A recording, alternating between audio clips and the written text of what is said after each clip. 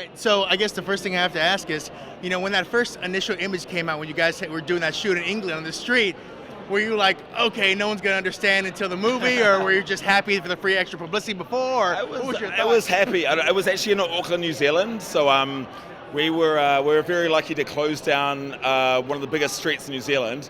Admittedly, that's not the biggest. The biggest street in New Zealand is still pretty small compared to like American standards. But it was very cool, and people thought that we'd actually done the publicity shots ourselves. Like, oh yeah, you guys manufactured this.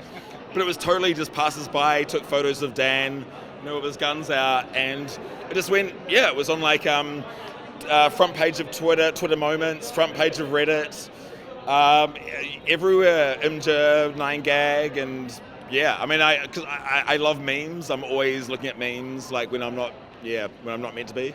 So sometimes I'm still flicking through 9gag and I see a picture of Dan. It's like, oh man. I comment, man, this is my movie, and everyone's like, bullshit. It's great. I mean, I think that's the new form of publicity. That's the real way to get through to people now is through memes, and hopefully it gets out to the right crowd. Now, did you give any direction to Samara on how to be insane or a little crazy or drug-addled or anything like that? She's already pretty much all those things. So, no, I mean, we did workshop with Sam quite a lot. It was it's a very different role, she completely nailed it. It was amazing. That I think people are going to be blown away by the transformation of Samara from her usual roles, or Ready or Not or whatever, to playing a complete psychopath.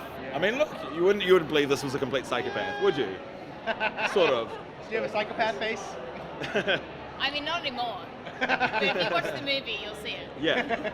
No, but I think people are going to be like really stunned and amazed about like how transformative she is, but also Dan as well. Like he goes full action hero, and it's great. It's hopefully after the movie, fans can watch. The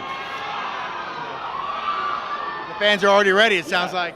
They can think of them. They can think of these guys as like, these actors as very different from their previous roles, which is always fun, I think. Now, when you're putting guns on someone's hands, did you test different guns to see what felt right or what looked right? I actually, in my apartment, when my wife was at work, I like sellotaped 2 water pistols to my hands, and I was like walking around their flat trying to make coffee and trying to like take a piss and all this stuff, and that all made it into the script. And my wife came home and she was like, "What the fuck are you doing? Like, what? Like, this is ridiculous. What are you?" And I'm like, "It's research. It's research for a script."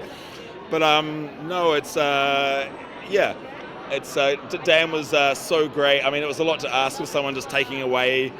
He actually got so good with the hands. Like, if a crew member like accidentally dropped some gaffer tape, Dan would have his guns on his hands. And they'd pick it up and like, you're meant to be shit with the guns on your hands. So I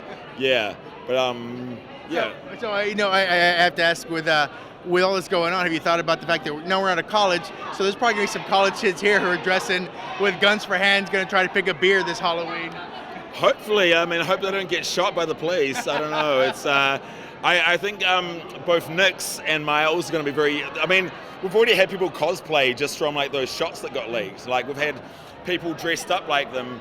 I mean, it's like a dressing gown, slippers, undies, and 2 toy guns. So, hopefully this Halloween, I think it'll be a great duo to cosplay as. Now, we always ask directors, is there one perfect moment you remember you still smile about from the shoot, or maybe even just practicing or being together? I think it was the scene with Rhys, Darby, and Dan. Rhys plays a homeless man that guides Dan on his journey, and Rhys was just ad-libbing all this crazy stuff. He starts singing Cypress Hill. He's like, when the shit goes down, you better be ready, And it's like, and then we had to get the song after that because it was just so good. So yeah, that night, that night of the shoot definitely stuck in my memory and was fantastic.